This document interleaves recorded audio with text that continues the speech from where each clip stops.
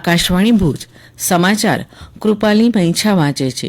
લોકસભાની 12 રાજ્યો અને કેન્દ્ર શાસિત પ્રદેશોની 88 બેઠકોની આગામી 26મી એપ્રિલે યોજાનારી ચૂંટણી માટે ઉમેદવારી પત્રો ભરવાનો ગઈકાલે છેલ્લો દિવસ હતો.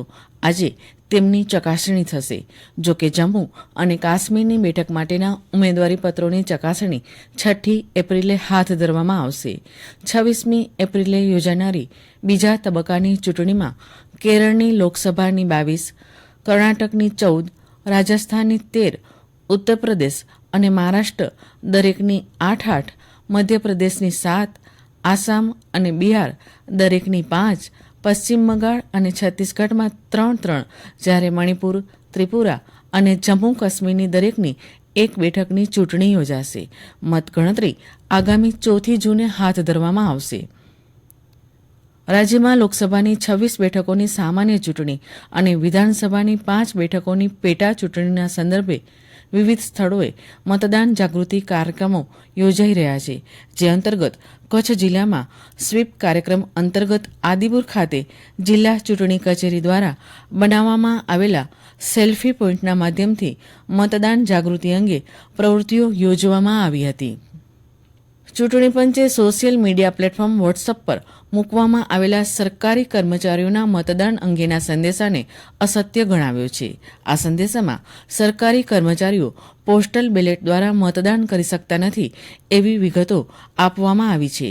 ચૂંટણી પંચે સ્પષ્ટતા કરી છે કે ચૂંટણી ફરજ બજાવતા અને પાત્રતા ધરાવતા અધિકારીઓ નિર્ધારિત મતદાન સુવિધા કેન્દ્રો પરથી પોસ્ટલ બેલેટ વડે મતદાન કરી શકે છે. ચૂંટણી પંચે લોકોને આ પ્રકારની ગેરમાર્ગે દોરનાર સંદેશાઓથી સાવચેત રહેવા જણાવ્યું છે અને અધિકૃત માહિતી માટે નાગરિકોને ચૂંટણી પંચની સત્તાવાર વેબસાઇટની મુલાકાત લેવાનો નિર્દેશ આપ્યો છે. ગુજરાતમાં કોંગ્રેસે લોકસભાની બેઠક માટે વધુ 3 ઉમેદવારના નામો જાહેર કર્યા છે. જેમાં વડોદરા, જૂનાગઢ અને સુરેન્દ્રનગરની બેઠકોના ઉમેદવારોનો સમાવેશ થાય છે. કોંગ્રેસે અત્યાર સુધી ગુજરાતની 26 બેઠકો પૈકી 22 ઉમેદવારોના નામો જાહેર કર્યા છે. આઈપીએલની રસાકસીભરી મેચમાં પંજાબ કિંગ્સની ટીમે ગુજરાત ટાઇટન્સ ટીમને 3 વિકેટે હરાવી મહત્વની સફળતા મેળવી હતી. અમદાવાદના નરેન્દ્ર મોદી સ્ટેડિયમ પરની મેચમાં ગુજરાતની ટીમે 4 વિકેટના ભોગે 199 રન કર્યા હતા. જવાબમાં પંજાબની ટીમે 7 વિકેટ ગુમાવી 200 રનનું વિજયી લક્ષ્યાંક પ્રાપ્ત કર્યું હતું. કેન્દ્રીય ચૂંટણી પંચે દિવ્યાંગ અને 85 વર્ષથી વધુ વરિષ્ઠ નાગરિકોને મતદાનમાં સરળતા રહે તે માટે વોટ ફ્રોમ હોમ એટલે કે પોતાના નિવાસસ્થાનથી મતદાનની સુવિધા આપતી પહેલ શરૂ કરી છે. આશરે 82 લાખ વરિષ્ઠ નાગરિકો અને 88 લાખ દિવ્યાંગ નાગરિકો આ સુવિધાનો લાભ મેળવી શકશે. આ સુવિધા હેઠળ 2 ચૂંટણી અધિકારીઓ અને વિડીયોગ્રાફર તેમજ સલામતી દળોની બનેલી ટીમ ઘરેથી મતદાન કરાવવા સંબંધિત મતદારોનો સંપર્ક કરશે.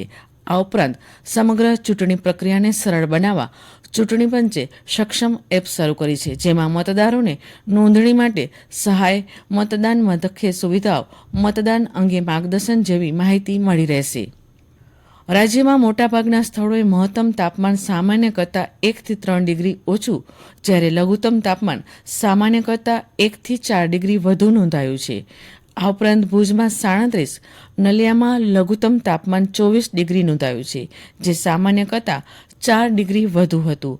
પશ્ચિમી વિક્ષોભની અસર તળે પશ્ચિમ કચ્છના વાતાવરણમાં સવારથી પલટો જોવા મળ્યો છે. સવારથી જ ઘણી જગ્યાએ વાદળછાયું વાતાવરણ જોવા મળ્યું હતું અને ભુજ સહિત કેટલાક વિસ્તારોમાં હળવો વરસાદ નોંધાયો હતો. પશ્ચિમી વિક્ષોભના પગલે રાજ્યની સાથે કચ્છના વાતાવરણમાં અચાનક પલટો આવતા કેસર કેરીનો પાક લેતા કિસાનો ચિંતિત બન્યા છે. જો હાલ માવઠું થાય તો બીજા 10% જેટલા પાકનો નુકસાન થઈ શકે તેમ છે. અને આ સાથે આ બુલેટિન સમાપ્ત થયું. નમસ્કાર.